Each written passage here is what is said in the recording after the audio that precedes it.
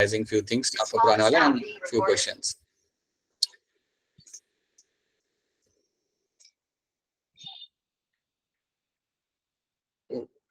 Okay, now let me just go back to the slide.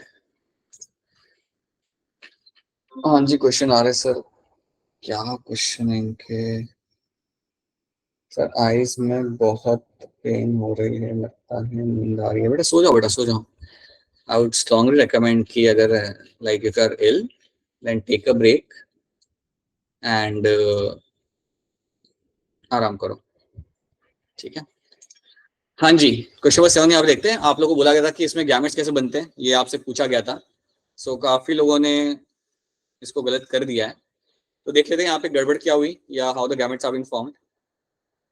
आपको simple बात यहाँ पे देखनी है कि आपको दिया हुआ है यहाँ पे capital A, capital B, small C, ये आपको देख रखा है उन्होंने. पूछा कि इसमें से आपके कितने पॉसिबल गैमेट्स बन सकते हैं. तो कोई समझो ऐसा प्लांट है जिसका ये है जीनोटाइप, और पूछा है कि इसमें से आप कितने गैमेट्स बना सकते हो. तो आप देख लो क्या क्या गैमेट इसमें बन जाएंगे. एक का आपको बनेगा capital A, capital B, capital C, एक ये बन जाएगा. दूसरा आपका बनेगा यहाँ पे capital A, small B, capital C. ठीक है, ये दो मेरे कॉम्बिनेशन बन गए. फिर एक कॉम्बिनेशन मेरा बन सकता है यहाँ पे योर कैपिटल ए, और I will make it like something like this, capital A, capital B and small C. कर देता हूँ. Let me make it this ताकि आपको इजीली यहाँ पे समझ आए. capital A, capital B, small c. Then I can have capital A, small b, capital C, and then उसके बाद आखिरी मेरा होगा यहाँ पे capital A, small b, small c. बस चार ही आपके यहाँ पे गैमेट बन सकते हैं. चार ही पॉसिबल कॉम्बिनेशन आपको मिल सकते हैं इस जीनोटाइप के अंदर से. तो आपको याद ही रखना है कि आपका जो जीनोटाइप यहाँ पे आपको दिया गया है, आपके कितने पॉसिबल कॉम्बिनेशन बन सकते हैं गैमेट के. तो यहाँ पे सिर्फ चार ही बन सकते हैं. सो आपका आंसर यहाँ पे आ जाएगा 4. सो और इसमें आपको कुछ ज्यादा सोचना नहीं है. अब एक और चीज यहाँ पे आप लोग ध्यान से सुन लो. समझो आपको यहाँ पे एक जीनोटाइप मिलता है जो कुछ ऐसा है, capital A small A, capital B small B, capital C small C, capital E small E. समझो आपको कुछ ऐसा मिल जाता है आपको आपका जीनोटाइप, और वो लोग आपको कहते हैं कि यार बताओ कि इसमें कितने गैमेट्स बनेंगे. तब ऐसी कंडीशन में आप गैमेट बनाते हुए मत बैठना, क्योंकि आप जानते हो कि ऐसे में आपके गैमेट्स आप बनाने बैठोगे आपको टाइम लगेगा. तो अगर आपको ऐसी कंडीशन अगर आपको दिख रही है तो आप उसमें क्या करिए, आप देखिए कि इसमें हेटेरोजाइगस मेरे कितने हैं. How many heterozygous I get to see over here. So you can see capital A small A मेरा हेटेरोजाइगस है, कैपिटल बी स्मॉल बी मेरा हेटेरोजाइगस है, थर्ड एंड फोर्थ. तो चार मेरे यहाँ पे हेटेरोजाइगस एलील है मेरे यहाँ पे, right. So I have this 4 are going to be heterozygous allele over here. तो अगर आपको ऐसी कंडीशन मिलती है तो आपको करना कुछ नहीं है, आपको अपने हेटेरोजाइगस काउंट करना है. मुझे यहाँ पे जो हेटेरोजाइगस यहाँ पे दिख रहे हैं वो है मेरे टोटल यहाँ पे 4. I can get to see 4 heterozygous over here. तो आपको सिंपल दिमाग दौड़ाना और करना है 2/4. 2/4 आप अगर यहाँ पे करते हो तो आपको मिल जाएगा आपका answer, that is going to be your 16. और इतने नंबर ऑफ गैमेट्स आप इसमें से बना पाओगे. तो कई बार ऐसा होगा कि अगर आपको ऐसे अगर कंडीशन मिलती है जिसमें आपको हेटेरोजाइगस कई सारे आपको हेटेरोजाइगस दिख रहे हैं, तो आप उनको काउंट कर लीजिए and then you have to do 2/4. तो आपको यहाँ पे अपना आंसर मिल जाएगा. उसी तरीके से आप सोचिए जरा, अगर आपको यहाँ पे कंडीशन होती है कुछ ऐसी, capital A small A, capital B small B and capital F and small F. अगर आपको मैं बोलूं कि आपके पास ये जाइगोट है, सॉरी ये आपके पास एनिमल है या आपके पास प्लांट है, ये उसका है जीनोटाइप, और आपसे अगर कोई पूछे कि यार मुझे इसमें कितने गैमेट्स बना सकता हूं मैं, तो आप काउंट करिए यहाँ पे कितने हेटेरोजाइगस मुझे यहाँ पे मिलेंगे देखने के लिए. You have 3, right, 2 3. सो मुझे यहाँ पे 3 हेटेरोजाइगस मुझे यहाँ पे देखने के लिए मिल जाएंगे. अगर मुझे 3 हेटेरोजाइगस यहाँ पे मुझे देखने के लिए, तो आपके हिसाब से कितने गैमेट मेरे यहाँ पे बन सकते हैं? 8. बिल्कुल सही. It will be my 2/3 and that is going to be your 8. So 8 मेरा यहाँ पे आंसर यहाँ पे आ जाएगा. तो ऐसे ही आपके बनाओगे आप गैमेट्स, ऐसे करोगे तो बहुत जल्दी आपको आपका आंसर मिल जाता है ऐसे क्वेश्चन के अंदर, राइट. यहाँ पे चलो आपको करना पड़ा था क्योंकि सारे हेटेरोजाइगस नहीं थे, बट स्टिल ऐसे अगर मिलता है तो आप वैसे कर लेना. क्योंकि अगर आप अपना वाला भी याद करोगे ना, राउंड येलो वाला, capital R small R capital Y small वाला, तो इसमें मेरे हेटेरोजाइगस 2 हैं. सो यू डू योर 2/2 और आपको यहाँ पे 4 ही गैमेट्स इसमें पॉसिबली बन सकते हैं, और वो 4 आपने बनाए भी है. So please remember this thing and make sure कि अगर आपको ऐसे बहुत लंबा क्वेश्चन है जिसमें सब हेटेरोजाइगस है, then you have to apply this formula and try to come with that. इसमें तो आप कर सकते थे, ये तो ज्यादा बड़ा था नहीं, इसलिए सिंपल था. ये क्वेश्चन में दिखा देता हूँ आपको. पूछा गया है यहाँ पे कि आपका एबीओ ब्लड ग्रुप के अंदर आपका एबीओ ब्लड ग्रुप के अंदर आपको कितने मिलते हैं, आपके जीनोटाइप होते हैं और कितने आपके होते हैं फिनोटाइप। अब फिनोटाइप मतलब जो आप ऑब्जर्व कर सकते हो, तो आपके कितने टाइप के ब्लड ग्रुप होते हैं? 4। You have A, you have B, you have A B and you have O. तो ये 4 टाइप के ब्लड ग्रुप आपके होते हैं। तो ये जो 4 मेरे यहाँ पे होंगे, they will be my phenotype. ये मेरे यहाँ पे हो जाएंगे मेरे फिनोटाइप, राइट। जीनोटाइप अगर आपसे कोई पूछे कि इसमें आपको इस एबीओ ब्लड ग्रुप के अंदर आपको कितने टाइप की जीनोटाइप आपको मिलेंगे, देन आपको इसमें भी सोच के आप कर सकते हो। एक आपका होगा जीनोटाइप, ये हो सकता है पॉसिबल, IA। एक हो सकता है आपका IA स्मॉल आई। एक हो सकता है आपका यहाँ पे IB। One can be your IBN small I, right. फिर एक आपका हो सकता है possible IAIB and then the last one is my small I. इतने ही पॉसिबल जीनोटाइप आप इसमें बना सकते हो। सो नंबर यहाँ पे कितना हो रहा है? 1 2 3 4 5 6। तो यहाँ पे आपका आंसर बन जाता है ऑप्शन बी, जहां पे आपका 6 है आपके यहाँ पे जीनोटाइप और 4 है आपके यहाँ पे फिनोटाइप। तो इसलिए क्वेश्चन बड़े सिंपल थे, बस आप ध्यान से देखोगे तो आपसे वो आंसर निकल आएंगे। It won't be that difficult for you, ठीक है। So this are the kind of question which you have to look into. अभी हमने से आप 2 ही यहाँ पे देख रहे हैं। सो एक बार फिर जब असाइनमेंट सॉल्व करिएगा अगर आप, तो टाइम निकाल के एक बार फिर इसको करिएगा एंड प्लीज मेक श्योर कि आपको याद रहे कि कितने जनरल कितने फिनोटाइप यहाँ पे होते हैं। अब एग्जाम में क्या होगा, वो लोग आपको ऐसे नहीं पूछेंगे। एग्जाम में वो लोग डायरेक्ट स्टेटमेंट डाल देंगे that in the ABO blood group you get to have 6 genotype and 4 phenotype, और ऐसे 4 स्टेटमेंट वो लोग लगा देंगे। और होता क्या है, वो 4 स्टेटमेंट 4 अलग अलग चैप्टर की होती है। So you actually have to remember now everything कि यार उसमें कितने जीनोटाइप थे, कितने फिनोटाइप थे। तो जैसे अगर तुम ऐसा क्वेश्चन सॉल्व करते हो तो वो तुम्हारे दिमाग में बैठ जाता है। देन यू नो कि यार इसमें इतने ही जीनोटाइप होते हैं और नहीं होते हैं, ज्यादा करना नहीं पड़ेगा फिर आपको ये। So please make sure you do that, अपना टाइम निकाल के असाइनमेंट करो। Now let's go back and let's try to see, कुछ रिवीजन यहाँ पे कर लेते हैं इन चीजों का। Let's quickly have a look at this. अब हम देखते हैं पहले हमारे यहाँ पे सेक्सुअली ट्रांसमिटेड इन्फेक्शन, या इसे हम इवन कहते हैं यहाँ पे STD, राइट। हमारा STD क्या होता है हम यहाँ पे क्विकली हम इन्हें यहाँ पे देख लेते हैं। अब STD के यहाँ पे सारे के सारे हमारे नाम हमने यहाँ पे लिख के रखे हैं। एक नाम यहाँ पे मिसिंग है और वो नाम है मेरे यहाँ पे HIV का। That name over here is my HIV। So HIV के साथ साथ हमारे यहाँ पे सारे स्क्रीन के ऊपर सारे हमारे STD के नाम आते हैं। अब जब भी आप सेक्सुअली ट्रांसमिटेड डिजीज के बारे में पढ़ते हो, राइट, जो आप ऑलरेडी पढ़ चुके हो, मैं बस यहाँ पे आपको एक दो चीजें बताऊंगा जो आप वो भी आप जानते ही हो। इन सब में से अगर मैं आपसे पूछूं कि कौन सी STD होती है जो आपकी like which one of these is something which is not curable, which of this condition is not curable, then आपका आंसर क्या होगा? HIV। राइट, HIV आपका सही आंसर है। और कोई HIV के अलावा? Genital herpes. Right, very good, genital herpes is the another one, ठीक है, true. And one more name you have to remember, that is my hepatitis B. ये 3 कंडीशंस आपके होते हैं वो कंप्लीटली क्योरेबल नहीं होती। सो ये जो 3 आपकी कंडीशंस जो हमने राइट हैंड साइड पे लिखी है, these 3 conditions are not something which are going to be completely curable, so they are not going to be curable, right? Genital herpes और हेपेटाइटिस बी के आप सिम्टम्स को काफी हद तक कंट्रोल कर सकते हो, बट आपका वो जो वायरस है वो तो बॉडी के अंदर रहेगा ही रहेगा।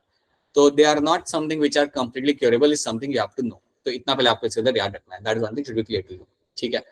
उसके बाद अगली चीज जो आपको यहाँ पे याद रखनी है, what are the common symptoms of STD, मतलब सिम्टम्स इसमें क्या होंगे कॉमन सिम्टम STD के।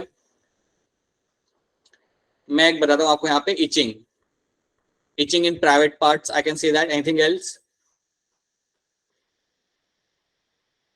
You can have something like my fluid discharge. Fluid discharge आपका एक होगा यहाँ पे symptom from the your gonads, वहां से यहाँ पे symptom हो जाता है।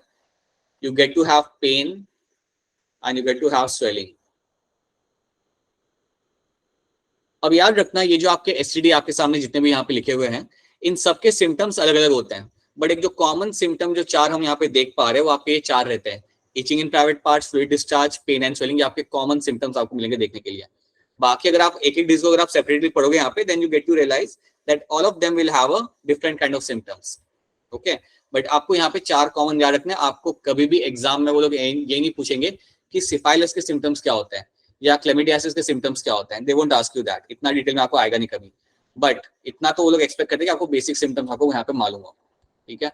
नाउ उसके अलावा एक और चीज मैं आपसे रिकमेंड करूंगा, दैट यू शुड नो कि कौन सी कंडीशन मेरी वायरस से हो रही है, कौन सी कंडीशन मेरी यहाँ पे हो रही है मेरी बैक्टीरिया से। ये भी मैं चाहूंगा कि आप इस चीज को भी हमेशा याद रखें। Like for example, you should know कि genital herpes is something which will always happen with the help of my virus. Can anyone tell me वो virus का नाम यहाँ पे क्या होगा? Which pathogen causes genital herpes? Herpes simplex virus. ठीक है, तो ये ऐसे नाम जो है ना, उसमें नाम आपको याद रखने पड़ेंगे. These are the names. कल एग्जाम के पहले नाम याद करके आना या देख के आना. और नाम में भी अगर आपको पूरा नाम याद नहीं रहा जा रहा, एटलीस्ट जीनस याद रख लो. जैसे can you tell me genus क्या होता है सिफाइलस का? Anyone can tell me syphilis का जीनस क्या होगा? Treponema is going to be genus for my syphilis. Gonorrhoea का आपका होगा यहाँ पे Neisseria is the genus of my gonorrhoea. So आपको इनके जीनस आपको याद रखने, because they become a potential question for you. So these are the things you have to remember for all this conditions. आपको अगर पूरा नाम याद नहीं रखना चलेगा, बट एटलीस्ट जीनस याद रख लो. और इतना रखो कि कौन वायरस से कॉज कर रहा है और कौन आपके यहाँ पे बैक्टीरिया से कॉज करेगा. So these are the things you have to remember. Now ये आपके हो गए यहाँ पे एसटीडी. अब tell me something, what is the difference between HIV and AIDS? इनमें फर्क क्या होता है? कोई बताएगा मुझे what is the difference between your HIV and AIDS? इसमें फर्क क्या होता है? कुछ सोच के बताओ, कुछ तो लाइक सोचो, like think about it. What can be the possible answer over here?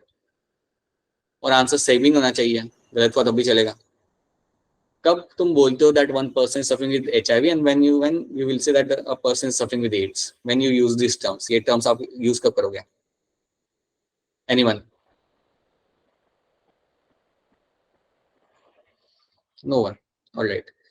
अब एचआईवी में बेटा यहाँ पे क्या होता है? HIV is something which is caused by the virus. So basically आपका आपके बॉडी के अंदर आपको वायरस का इन्फेक्शन यहाँ पे होगा, ह्यूमन इम्यूनो वायरस का जब आपका इन्फेक्शन होता है, then you will say that a person is suffering with HIV. मतलब जब ये डिजीज होती है, राइट, तो बेसिकली आपको कहा जाता है the person will be told that you are suffering with HIV. अब एक चीज हमेशा याद रखना, अगर किसी को एचआईवी हुआ है, the person can still have a prolong life. उस पर्सन की लाइफ प्रोलॉन्ग हो सकती है, एक लंबी अच्छी लाइफ वो जी सकता है, अगर वो अपना ध्यान रखता है. तो याद रखना, अगर किसी को एचआईवी होता है, then that means they have a compromised immune system. They have a compromised immune system. इतना याद रख लो कि एचआईवी के अंदर आपका जो इम्यून सिस्टम होता है वो आपका काफी वीक हो जाता है, क्योंकि ये वायरस आपके इम्यून सेल्स को ही टारगेट करता है. अब अगर किसी का कॉम्प्रोमाइज इम्यून सिस्टम है, तो उसको थोड़ा अपना ज्यादा ध्यान रखना पड़ता है. धूल मिट्टी में ज्यादा जाना नहीं होता उसे, ऐसा कुछ करना नहीं होता जिससे उसे इन्फेक्शन हो जाए, कुछ ऐसी चीजें खानी नहीं होती जिससे उसे कोई बॉडी में इन्फेक्शन हो जाए. तो थोड़ा ध्यान रखना पड़ता है उस पर्सन को. So person with HIV can have a long life, can have a normal life, अगर उसको वो मेडिकेशन लेता है और अपना ध्यान रखता है तो. ठीक है. अब एड्स आप कब टर्म यूज करते हो? If a person is suffering with HIV, अगर आपके सामने एक पेशेंट है जिसको एचआईवी हुआ है, और उसके साथ साथ अगर उसको अंदर होने लगती है OD, OD means opportunistic disease, अगर उस पर्सन को होने लगती है कई सारी अपॉर्चुनिस्टिक डिजीज, उस कंडीशन को हम बोलते हैं यहाँ पे, in that case you will use a term like your AIDS. तब आप यहाँ पे जो टर्म यूज करोगे, that term over here is called as my AIDS. तो एड्स टर्म तब यूज करते हो. अब क्वेश्चन यहाँ पे ये है कि यार ये ओडी होता क्या है? ओडी मतलब simply you call them as a opportunistic disease. अब एक बात सुनो ध्यान से, आपको नॉर्मली, क्योंकि हम सबका इम्यून सिस्टम एक नॉर्मल स्ट्रांग होता है, तो हर एक बीमारी हमें नहीं होती. कुछ बीमारी या कुछ पैथोजन बॉडी के अंदर आते हैं और वो सर्वाइव भी नहीं करते हैं. बट जब किसी को एचआईवी होता है ना, तो ऐसे पर्सन को होने लगता है ट्यूबरक्लोसिस, जिसे हम कहते हैं TB. He can have a issue of your pneumonia, और ये मल्टीपल टाइम्स होने लगेगा, एक बार नहीं बार बार होगा ये. And then he can have something like कुछ अलग ही टाइप का कैंसर होगा, like your Kaposi cancer, Kaposi sarcoma. जब ऐसी चीजें होने लगेगी एक पर्सन के अंदर, निमोनिया आपको दिख रहा है, टीबी आपको दिख रहा है, कपोसी कैंसर आपको हो रहा है, तो आप बोलोगे that these are all my opportunistic disease. इनको हम अपॉर्चुनिस्टिक डिजीज इसलिए बोलते हैं क्योंकि इन डिजीज को या इन पैथोजेंस को एक अच्छा घर मिल गया रहने के लिए, इनको एक अपॉर्चुनिटी मिल गई वहां पे जाके रहने के लिए, क्योंकि वो जो घर है, जो आपकी जो बॉडी है, उसमें इम्यून सिस्टम आपका काम नहीं कर रहा सही से. So these all pathogens will enter inside the body, will start living over there. और जब आपको ये सारी कंडीशंस देखने के लिए मिलती है एक एचआईवी पेशेंट के अंदर, देन आप कहते हो that is no longer HIV patient anymore, you start calling him as a patient of your AIDS. तो इस स्टेज पे वो आ जाता है. अब याद रखना, अगर किसी को डिटेक्ट होता है या किसी को टैग मिलता है that he is suffering with the AIDS, then generally आपका लाइफ स्पैन यहाँ पे 1 से 1.5 साल तक का रहता है generally. You don't have more than that life span. ठीक है, ये वो कंडीशन है जब आपका इम्यून सिस्टम बहुत ही वीक हो चुका है. When we say the person is suffering with AIDS, that means his immune system has been heavily compromised और कई सारी उसमें बीमारियां आपको वहां पे होते हुए दिख रही है. तो ये फर्क याद रखना, HIV और एड्स का फर्क हमेशा रखना. It is all about your opportunistic disease. अगर ये होने लगती है HIV पेशेंट को, then you will say that he is suffering with AIDS. So that is something you have to know. ठीक है, these are the STDs. अब फटाफट इसका आंसर करिए चैट के अंदर. अच्छा, तन्वी हैज आंसर. ये तो बड़ा टेक्स्ट बुक आंसर आपने दे दिया. ठीक है, alright, thanks. Okay, now let's have a look over here. Select the option including all STDs. इसमें से कौन सा ऑप्शन यहाँ पे आपका सही है? Nishant has answered this correctly, right? Anyone else? Suryansh, Aryan, Neha, Tanvi, Tanya, Riya, Bhumika, right? All of you true. Arushi true. That is gonorrhea, syphilis, and genital herpes. आपके 3 एग्जाम्पल बन जाते हैं, which are the all examples of my STD. So that's a true thing. ठीक है. Okay. Which of the following sexually transmitted disease is not completely curable? ABCD. बहुत बढ़िया. Yes. बिल्कुल सही Suryansh and Tanya, every one of you जो भी यहाँ पे आंसर करे. This is your genital herpes. Is going to be a right answer. ये आपका यहाँ पे क्योरेबल नहीं होता. This is not going to be curable. तो ये ऐसे ही क्वेश्चन इसमें से ये लोग बना के पूछते हैं. अगर आप नोटिस करोगे पिछले 10 साल के अंदर उन्होंने एक पर्टिकुलर डिजीज के सिम्टम्स को लेके क्वेश्चन नहीं पूछा कभी भी. They have asked you questions जो काफी सुपरफिशियल क्वेश्चंस थे. So you should know all those kind of information ताकि आप सॉल्व कर पाओ. Then match the following. अब match the following यहाँ पे आपको करना है. आप मुझे डायरेक्टली ऐसे बता दो, अनम्यूट करके भी आप बता सकते हो मुझे. ए के साथ क्या लगेगा आपके हिसाब से? गोनोरिया के साथ यहाँ पे क्या लगेगा? 1 2 3 4 क्या लगेगा यहाँ पे? 4. यस. एक के साथ यहाँ पे मेरा लगा, यहाँ पे गोनोरिया के साथ 2. 4. अबे एक के साथ 2. गोनोरिया के साथ निसेरिया यहाँ पे लगेगा, right? Neisseria gonorrhoea is the name of the pathogen जो गोनोरिया कॉज करता है. सो ए के साथ 2 लगेगा. सिफाइलस, सिफाइलस के साथ क्या लग जाएगा यहाँ पे? 3. Treponema. Treponema is another term. That's a genus form है Treponema pallidum. So ये आपका यहाँ पे लग जाएगा सिफाइलस के साथ. Then आपका यहाँ पे genital warts. Genital warts के साथ आप ये तो पता चल जाता है. That will be my 4 यहाँ पे लग जाएगा, right? और AIDS के साथ मेरे यहाँ पे लग जाता है मेरा यहाँ पे First. ठीक है. That is something. This is what you get to see over here, and that's why you know option A over here is going to be right answer. So match following भी अगर आएंगे कल तो please संभाल लीजिएगा. इसलिए मैं कह रहा हूँ कि एटलीस्ट आप पढ़ के उनके जीनस आप पढ़ के आओ ताकि आपको याद रहे कि कौन क्या कॉज कर रहा है. Then which of the following is not a sexually transmitted disease? बताइए कौन सी इसमें से आपकी सेक्सुअली ट्रांसमिटेड डिजीज आपके यहाँ पे नहीं है? ABCD.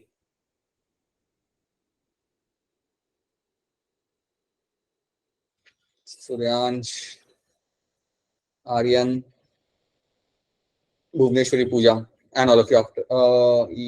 Okay, Kajal, yeah, right answer. देखो ट्राइकोमोनियासिस आपका STD है, ये आपका STD है, याद रखना. This is something will be STD caused by protozoan. ये प्रोटोजोन से कॉज है आपका STD है जो मैंने आई थिंक यहाँ पे लिखा भी हुआ है. ट्राइकोमोनियासिस लिखा हुआ है यहाँ पे. This is going to be your STD. ठीक है.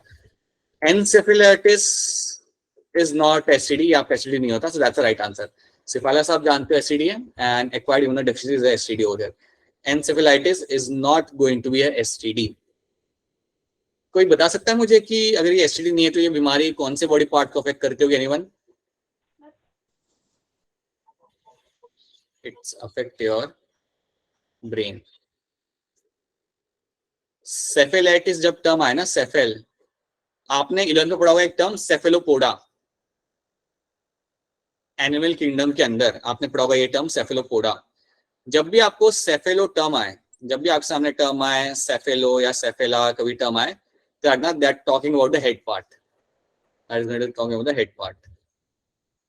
ठीक है. So encephalitis is something which is something in which you find it's an infection happening in the brain. That's my encephalitis. ये आपको होता है देखने के लिए. लैटिन मतलब ही होता है सेफेल का, लैटिन मतलब ही यहाँ पे होता है हेड होता है. ठीक है. So that's one thing. कई सारे वर्ड होते हैं जिनका लैटिन मतलब काफी इंटरेस्टिंग होता है. जैसे पता है एक बात बताता हूँ आपको. जैसे एक आपका वर्ड होता है जो आपने सुना होगा हमेशा, पैशन करके एक वर्ड होता है.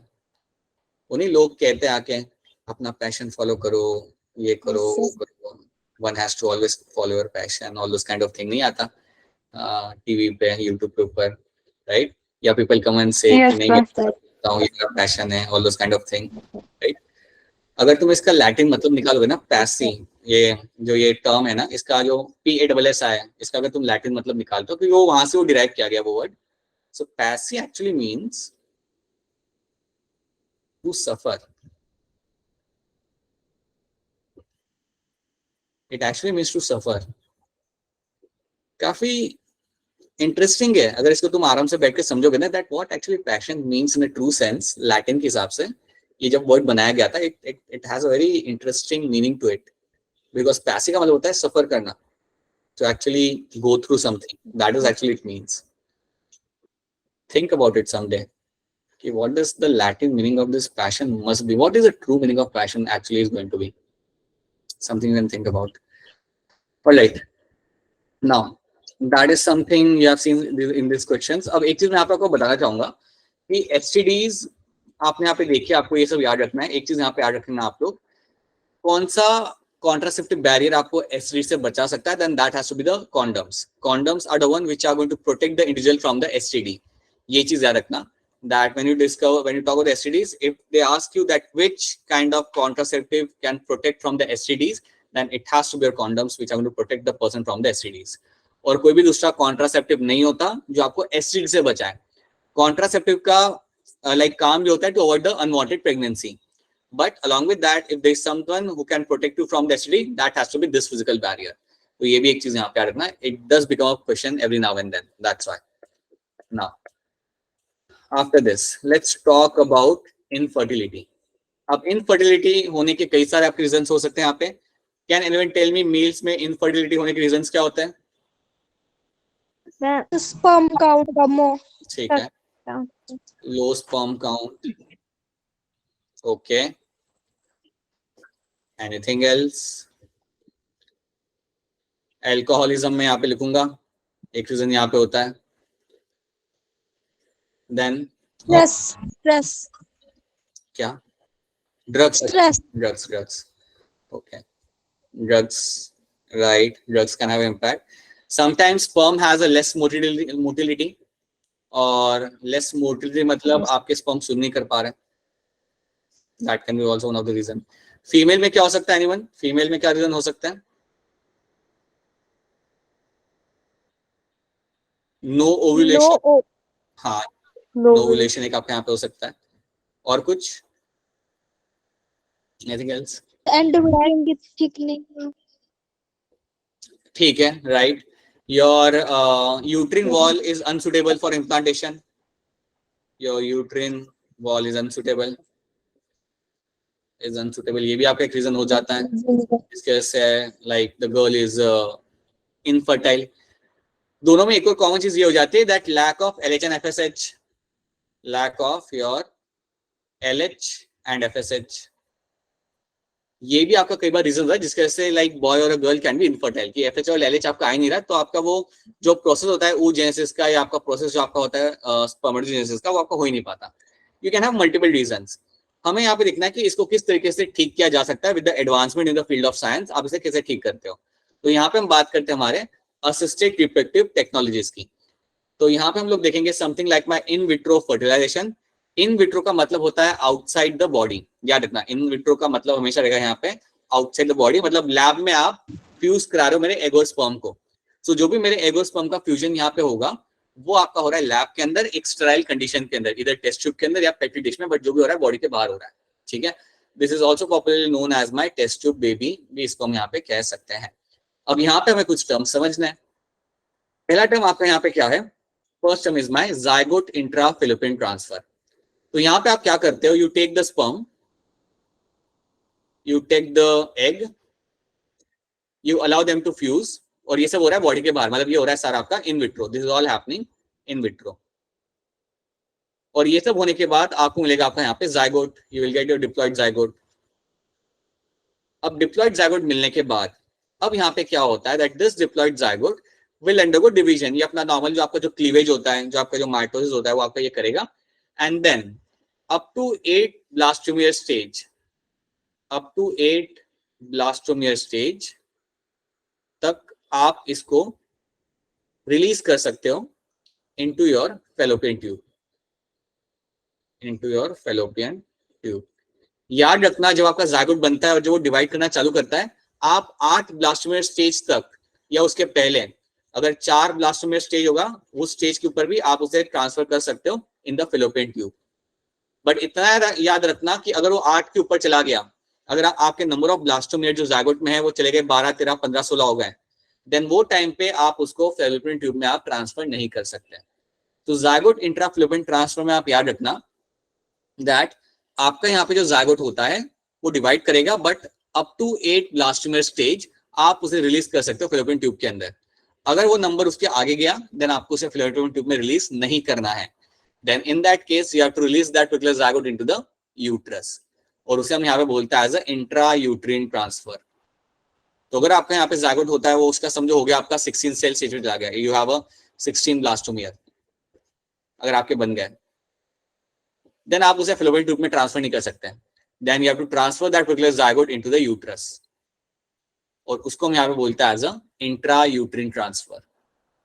तो याद रखना, चाहे वो intrauterine transfer हो या हो मेरा यहाँ पे जायगोट इंट्रा fallopian ट्रांसफर, दोनों में एक कॉमन है कि आपका फर्टिलाइजेशन बॉडी के बाहर हो रहा है इन विट्रो. आपको बस सही टाइम पे अपने जायगोट को रिलीज कराना है आपके मदर की बॉडी के अंदर, चाहे वो आपका fallopian ट्यूब हो चाहे आपका यूट्रस हो. वो डिपेंड करता है कि वो कौन से स्टेज पे है. 2 सेल स्टेज पे है fallopian ट्यूब, 4 सेल स्टेज पे है fallopian ट्यूब, 32 सेल स्टेज पे है, then it has to be send into the uterus. So that is something you have to know. तो ये चीज आपको यहाँ पे याद रखनी है. This is something done in terms में जायगोट इंट्रा fallopian ट्रांसफर. याद रखिएगा यहाँ पे आपका जो फर्टिलाइजेशन हो रहा है वो आपका हो रहा है बॉडी के बाहर, it is happening outside the body, लेकिन इम्प्लांटेशन तो ऑब्वियसली बॉडी के अंदर ही होगा. ठीक है, so implantation is something which will happen inside the body. तो ये 2 टर्म याद रखना, ZIFT जो आप ऑलरेडी जानते हो, and you have something like my intrauterine transfer, जिसमें आप जायगोट को रिलीज करोगे इनसाइड द यूट्रस. सो ये 2 टर्म आपको यहाँ पे याद रखना है. इसके बाद you have gamete intra fallopian transfer. अब जब आपके सामने ये टर्म आएगा, क्या कोई मुझे बता सकता है कि ये कंडीशन आपको किन लोग में करनी पड़ेगी, like which kind of patient should undergo gamete intra fallopian transfer? कैसे पेशेंट में ये करने को जरूरत पड़ सकती है? जो अगर ओवम मेल प्रोड्यूस नहीं कर सकते. राइट, फीमेल्स जो एग प्रोड्यूस नहीं कर सकती, females which cannot produce the ओवा. सो ओवा जिनके अंदर फॉर्म नहीं हो रहा, they can go for this kind of condition. अब इसमें आप क्या करते हो, आप एक डोनर से ओवा लेके आओगे या आपका oocyte लेके आओगे, राइट? सो आपने oocyte यहाँ पे लेके आओगे, आपका haploid oocyte आप लेके आते हो, आप डोनर के पास से या the father will give you the gametes, male sperms, और आप इन दोनों को कलेक्ट करते हो. और एक ही नंबर नहीं होता, ऐसे नहीं कि एक स्पर्म लिया और एक ओवा लिया. You will take millions of sperm and you will take 2 oocytes, 2 or 3 oocytes आप लोगे यहाँ पे, और उनको आप रिलीज कर दोगे इनटू द fallopian ट्यूब. सो इन दोनों को आप कलेक्ट करते हो. देख याद रखना, आपके gametes sperm will be in millions, and oocyte आपके 2 या 3 आप oocyte लेते हो, and then you release them into the fallopian tube, और इनको आप रिलीज कर दोगे अपना fallopian ट्यूब के अंदर. अब आप मुझे बताओ, यहाँ पे आपका फर्टिलाइजेशन कहाँ पे हो रहा है, बॉडी के बाहर या बॉडी के अंदर? बॉडी के अंदर. बॉडी के अंदर. तो उसके लिए हम क्या टर्म यूज करेंगे? In vivo. बहुत in vivo. Right, very good. I will use a term like my in vivo. तो यहाँ पे मेरा फर्टिलाइजेशन यहाँ पे होगा बॉडी के अंदर, इसलिए हम यहाँ पे टर्म यूज करेंगे in vivo. And then after fertilization, you know what will happen? The implantation will happen in the uterus, and this process over here is called as my gamete intra fallopian transfer. तो याद रखना, gamete intra के अंदर हम कर रहे हैं, आप गैमेट ला रहे हो और उनको आप फ्यूज नहीं कर रहे बॉडी के बाहर, आप गैमेट को रिलीज कर रहे हो बॉडी के अंदर ही into the female reproductive tract. तो आपका फर्टिलाइजेशन जो आपका यहाँ पे होता है वो आपका इन विवो ही यहाँ पे रहेगा. So that is something you have to know in this. Intracytoplasmic sperm injection, इसमें आप क्या करते हो? इसमें आप पकड़ोगे आपके oocyte को, आप अपने oocyte को एक को निकालोगे, उसको आप पकड़ोगे यहाँ पे और उसे आप लैब में लेके आओगे, and you will keep them into the petri dish. अब इस oocyte के अंदर मैं इंजेक्ट करूंगा मेरे एक सिंगल स्पर्म को, मैं एक सिंगल स्पर्म को लेके आऊंगा, और स्पर्म के पास अगर टेल नहीं हुआ तब भी चलेगा. I just have to bring the sperm, और उस स्पर्म को मैं यहाँ पे इंजेक्ट कराऊंगा. तो कराया कैसे जाता है? पहले आप क्या करते हो, पहले आप इस oocyte को लेके आते हो, एंड देन फिर उसे आप करते हो puncture. Then you create a puncture over here with the help of a micropipette. अब ये माइक्रोपिपेट वो नहीं होती जैसे आप लैब में यूज करते हो, थोड़ी अलग होती है. सो आप एक माइक्रोपिपेट यहाँ पे यूज करोगे, उससे इस एग को करोगे आप पंचर, एंड देन पंचर करने के बाद अपना जो मेल स्पर्म है उसको आप अंदर भिजवा दोगे.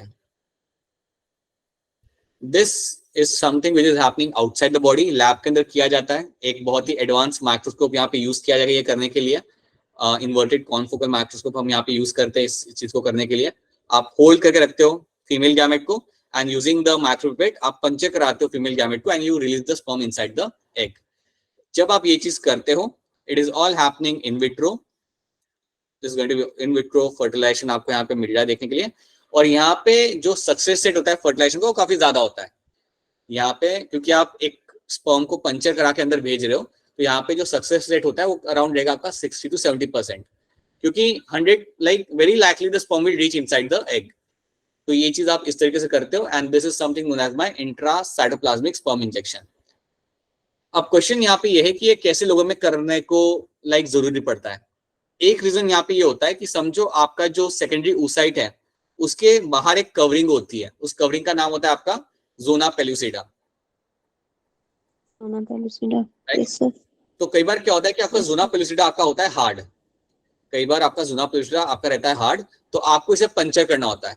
तो इसको पंचर करने के लिए like you can not find sperm doing that by itself, मतलब ये जो लेयर होती है इसको स्पर्म अपने आप तोड़ नहीं पाता। तो ऐसे कंडीशन के अंदर आपको करना पड़ता है इंट्रासाइटोप्लाज्मिक स्पर्म इंजेक्शन। तो that is be one thing. कई बार ऐसा होता है कि आपके जो स्पर्म होते हैं उनकी मोटिलिटी नहीं होती, तो ऐसी कंडीशन में भी आपको स्पर्म को लेके फ्यूज कराना पड़ता है। सो याद रखना this is something which is happening outside the body, लेकिन डेवलपमेंट तो इनसाइड द बॉडी ही होगा। तो ये आप करने के बाद फिर आप तुरंत डाल सकते हो इधर इन द फैलोपियन ट्यूब, या आप थोड़ा वेट कर लो 8-16 सेल 32 सेल होने के बाद you can release them into the uterus, it depends. So that is something you have to know. So that's my ICSI. Artificial insemination. ये किस कंडीशन में यूज किया जाता है? Low sperm count. Right. Generally, अगर मेल के अंदर आपको स्पर्म काउंट यहाँ पे कम दिख रहा है, लो दिख रहा है, और even sometime you when you have a can have a issue of a low motility, even that is something can be done, but generally देखा गया that when you have a low sperm count, वो time पे you go for this artificial insemination.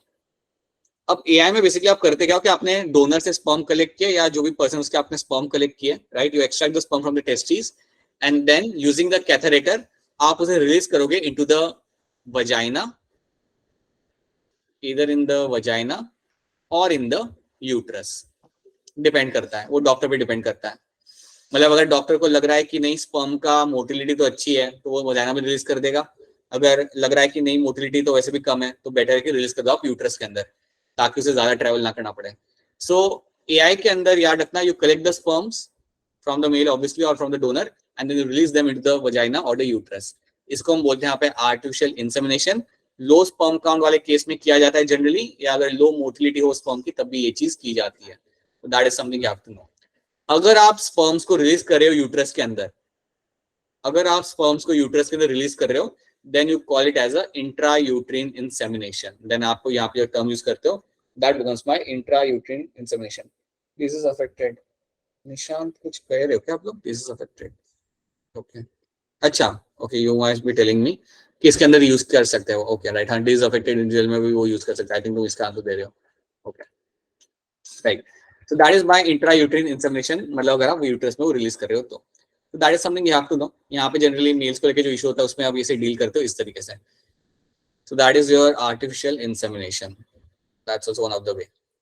अब ये सारे terms आपको यहाँ पे याद रखने हैं, these are the terms you have to know। अब आप लोग मुझे बताओ कि अगर आपके पास एक जायगोट आपको मैं प्रोवाइड करता हूँ और वो जायगोट है मेरा एट अ 64 सेल स्टेज, तो उसको आप कहाँ रिलीज करोगे? यूट्रस। ठीक है, इस क्वेश्चन को अलग तरीके से पूछना है। मुझे ये बताओ कि समझो आपको एक केस मिलता है, उस केस के अंदर like let's assume this condition, you have a gamete intrafallopian transfer, ये तुम प्लान करते हो, ये तुम्हें एक केस मिलता है, तुम्हें एक कपल मिलता है, तुम उसके अंदर ये प्लान करते हो। अगर उस गर्ल के अंदर if you have a unsuitable uterus, तो क्या उसके अंदर मैं जीआईएफटी करा सकता हूँ? No sir. नहीं करा सकता मैं। If a No, girl sir. Has a unsuitable uterus जहां पे आप इम्प्लांटेशन नहीं हो सकता, देन उसमें जीआईएफटी कराने का कोई मतलब ही नहीं है। तो आप लोग मुझे थोड़ा सोच के बताओ अपने एंड से, think in terms of like, समझो कि तुम डॉक्टर हो, अगर if you have a patient जिसके अंदर you don't have a well defined और you don't have a suitable uterus, then उसको आप क्या सजेस्ट कर सकते हो? Surrogacy. Surrogacy. Right, very good. You can suggest such person as a surrogacy. ऐसे पेशेंट को आप सरोगेसी सजेस्ट करोगे. You can go for surrogacy because that's only way she can become a mother, क्योंकि उनके uterus में तो you can not find implantation can takes place. That's one thing you have to know. ठीक है. Now question number 39, बड़ा ही simple straight forward यहाँ पे आपका क्वेश्चन है. Artificial insemination means what? So ABCD इसका आंसर यहाँ पे क्या आ जाएगा, जल्दी बता दो. आगे बढ़ते हैं हम लोग इसे करके. Let's not waste more time on this. Right, artificial insemination simply means artificial introduction of sperm of a healthy donor into the vagina. Option A आपका यहाँ पे आता है सही answer. Right, this is going to be right answer over here. artificial introduction of a sperm of a healthy donor into the vagina. That's option A. ठीक है. The stage transferred into the uterus after induced fertilization of a ovum in the laboratory. कौन से stage पे आप uterus में transfer करोगे यहाँ पे? Right, Neha has answered this, Suryansh has answered this, and Nishant, Tanvi, Bhumika, Pooja, Tanya. बिल्कुल सही आपका यहाँ पे आंसर है. अगर आपको यूट्रस में ट्रांसफर करना है, then you have to go for a morula stage. Then morula stage becomes the right stage जहाँ पे आप यूट्रस के अंदर आप ट्रांसफर कर सकते हो. So that is one thing you have to know. बिल्कुल सही. ये वाला, the technique called gamete intrafallopian transfer is recommended for those female. किनको ये recommend की जाती है? गैमेट इंट्राफिलिपिन ट्रांसफर किसको रेकमेंड की जाएगी? भुवनेश्वरी, आपका आंसर यहाँ पे सही है. नेहा, सूर्यांश, दीपक, तन्वी, वेरी गुड. जितना आप यहाँ पे सही आंसर करें बहुत अच्छी बात है. बिल्कुल सही है आप लोगों के आंसर यहाँ पे. कैन नॉट प्रोड्यूस ओवम, जो ओवम प्रोड्यूस नहीं कर सकते उनके अंदर आप ये रिलीज कर सकते हो. ठीक है. In that, in those person you can go for the gamete intrafallopian transfer. ठीक है, दैट्स वन थिंग. ओके. अच्छा, मुझे ये बताओ, थोड़ा सोच के बताओ, ये कंडीशन में आप क्या रेकमेंड करोगे ऐसे पेशेंट को whose cervical canal is too narrow to allow passage of sperm? क्या रेकमेंड करोगे इसके अंदर आप? बताइए. Think in terms of doctor ना, think in terms of someone who works in infertility clinic.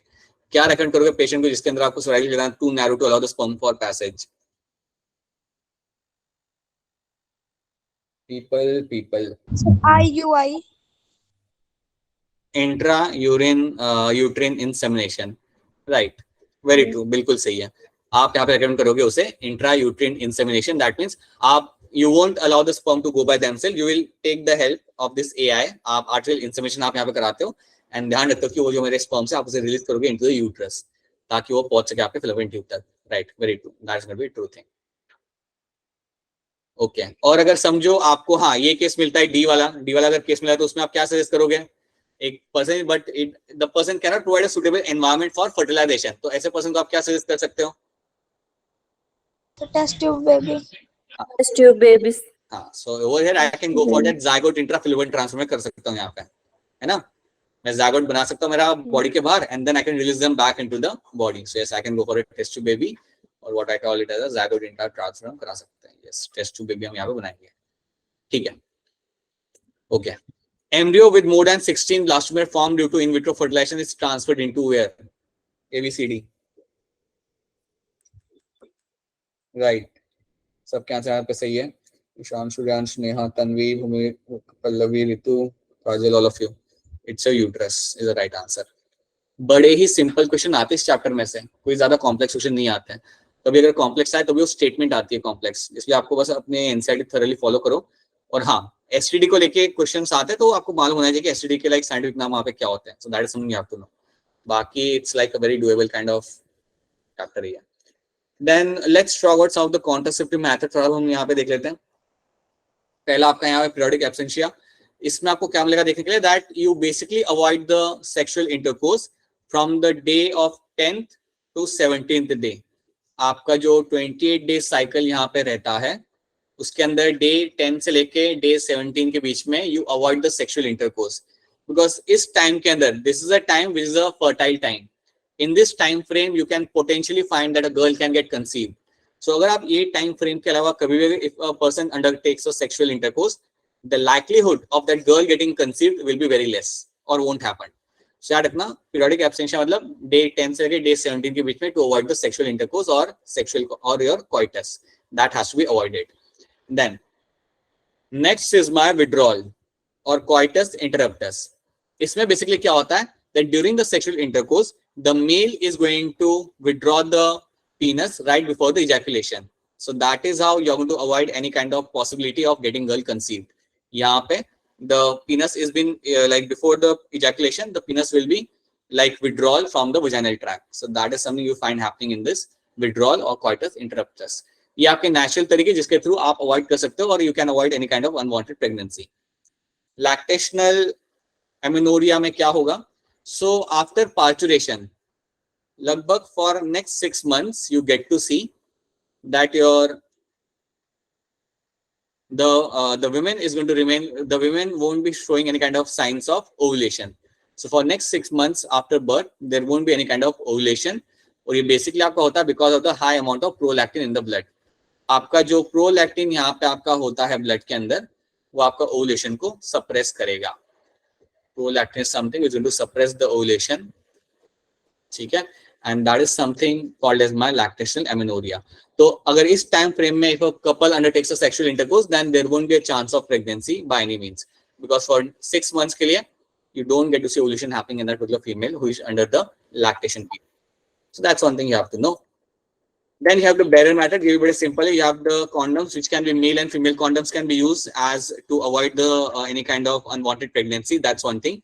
उसके साथ साथ ध्यान रखना, these are also been used to avoid any kind of STD. ये मैं already आपको बता चुका हूँ. They can also avoid the any possibility of your STD.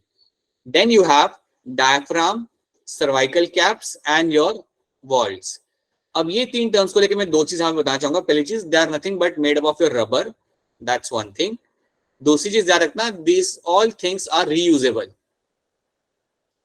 They are going to be reusable, so they can be used multiple times. Now, diaphragm and cervical cap are going to be inserted inside the cervix. So basically, they have been inserted inside the cervix, but valves are basically going to be inserted inside the vagina. और ये करते क्या है? They block the entry of the sperm. So they basically don't allow the sperm to reach to the fallopian tube. They create a barrier for the sperm. So that is what they do. अब doctor generally recommend क्या करेगा? That you along with them you also happen to use the spermicidal creams. कई बार creams and jellies भी आप यहाँ पे use करते हो along with the diaphragm, cervical caps and vaults के साथ साथ, just to increase the efficiency of the barrier. तो ये जो आपके क्रीम्स और जेलीज होते हैं, ये basically they kill the sperm, they decrease the motility of the sperm and they basically kill the sperm. So that's why you call them as a spermicidal creams, jellies and foams. So that is also something you have to remember. तो ये कुछ चीजें आपको यहाँ पे याद रखनी है in terms of your barrier. These are all example of my physical barrier, something all of you are familiar with. हाँ, अब ये तुम्हें यहाँ पे याद रखना है, इंट्रायूट्रिन डिवाइस. अब इसमें क्या होता है, चाहे हम टेस्ट की बात करें, अगर हम नीट की बात करें, वो लोग इनके ऊपर क्वेश्चन काफी पूछते हैं. सबसे पहली चीज याद रखना कि आईयूडी जो आपके हैं वो आपके through out the country like widely accepted है. सो अगर पूछे कि यार इंडिया में सबसे ज्यादा एक्सेप्टेड कॉन्ट्रासेप्टिव कौन सा है, then the answer should be your IUD. IUD is a widely accepted contraceptive throughout the country. That's one thing. इसमें आपके कुछ टाइप्स है. Non medicated is my Lippes loops. Copper release करने वाले मेरे हैं CUT, CU7 multiload 375 and hormone releasing are my progestasert and your LNG20. These are my hormone releasing your IUDs. यहाँ पे याद रखना कि किसका काम यहाँ पे क्या होता है. क्या आप लोग मुझे बता सकते हो कि कॉपर रिलीजिंग आयोडीज क्या करते हैं? तो कॉपर रिलीज करते हैं. हाँ, उससे क्या होता है? उससे like how do you protect the girl from getting conceived? Pregnant हो कैसे हो जाता है? They decrease the sperm mortality. They decrease the sperm mortality. याद रखना, जो कॉपर रिलीजिंग जो आपके यहाँ पे आयोडीज होते हैं, इनका काम होता है आपके स्पर्म की मोर्टेलिटी को डिक्रीज करना. एक बार आपकी स्पर्म की मोर्टेलिटी डिक्रीज होगी, देन आपका स्पर्म पहुंच ही नहीं पाएगा वहां तक जहां तक उसे जाना है. So that is what they are known for. They are going to decrease the mortality of the sperm. याद रखना. हार्मोन रिलीजिंग आयोडीज जो आपके यहाँ पे होते हैं, कोई बता पाएगा कि ये क्या करते हैं? Hormone releasing IUDs, anyone? अच्छा, 8:30 तक नहीं बेटा, नहीं. क्यों लूंगा मैं 8:30 तक क्लास? 8:30 का यूज कर दूंगा मैं. एल्ट्रोपी. Suryansh has answered this, I guess. एक बार फिर बोलना बेटा. endometrium. बिल्कुल सही है, right. So what will happen? They are going to make the endometrium lining unsuitable for implantation. So endometrium lining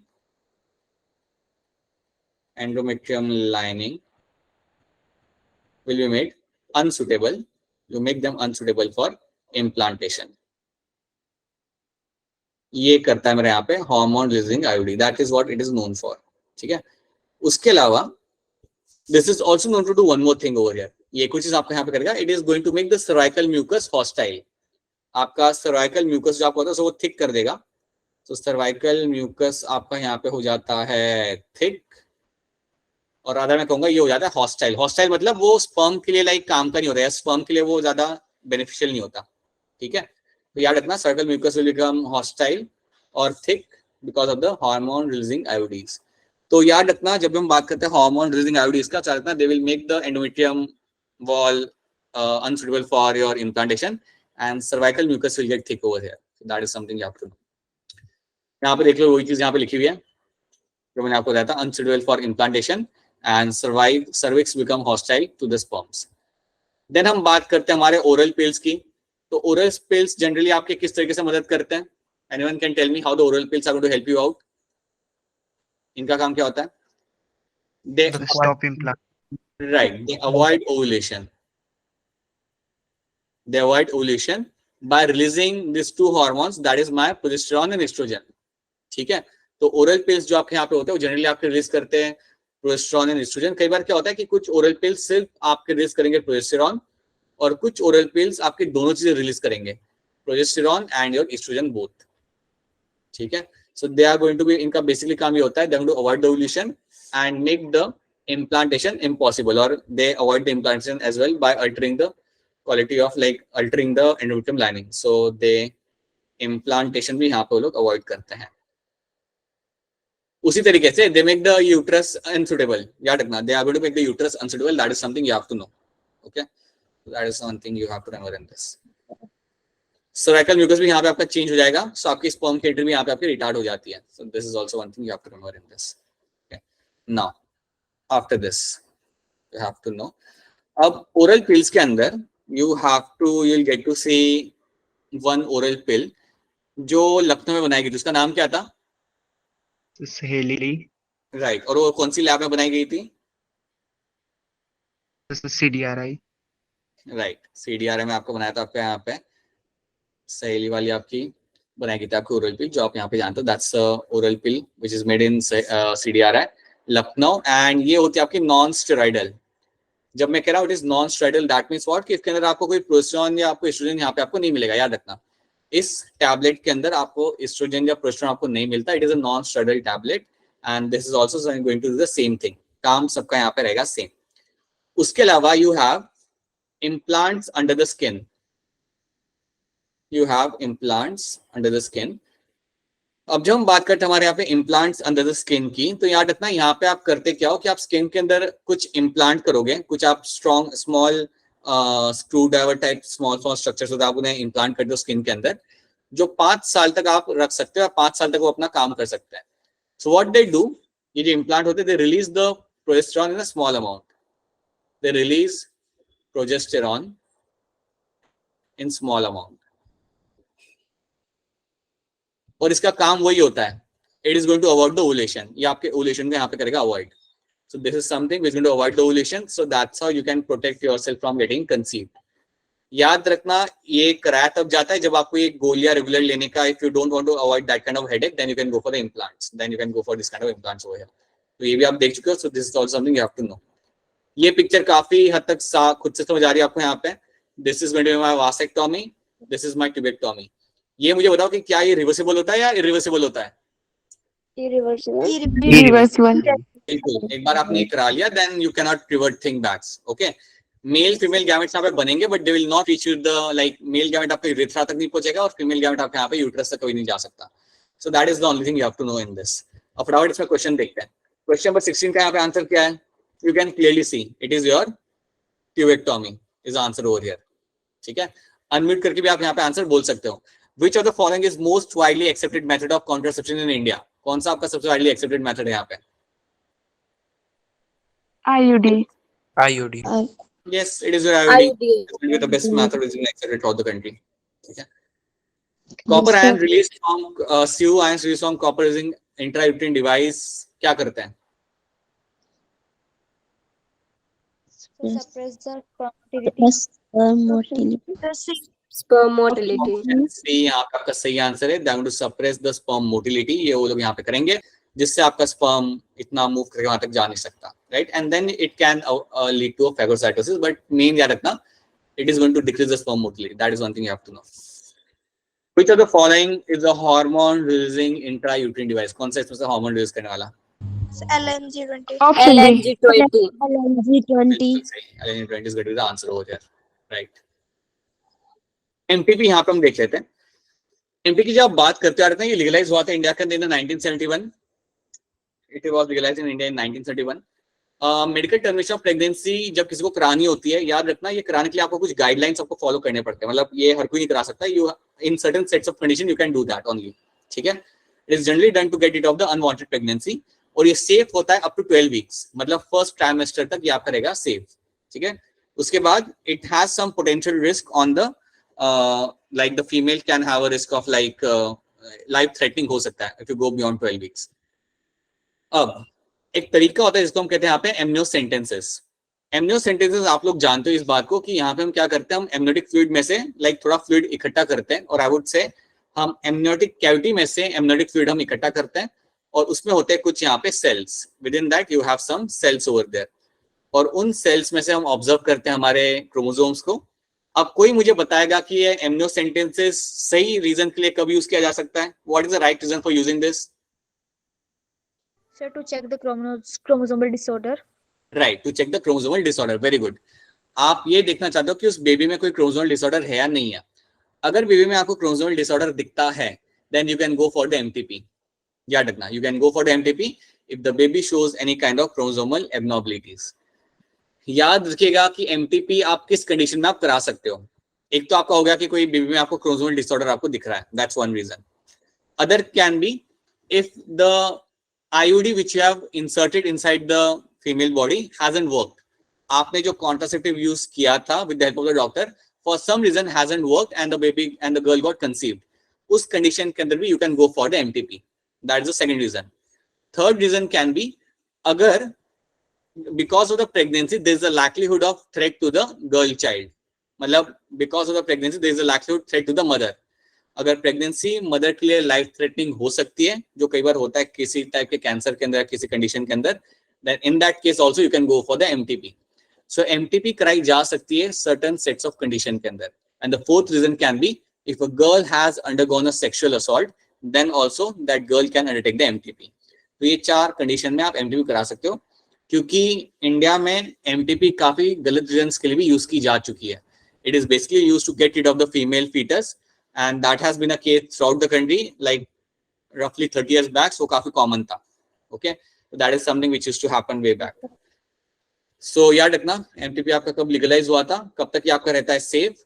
और amniocentesis का misuse क्या होता है? Female feticide.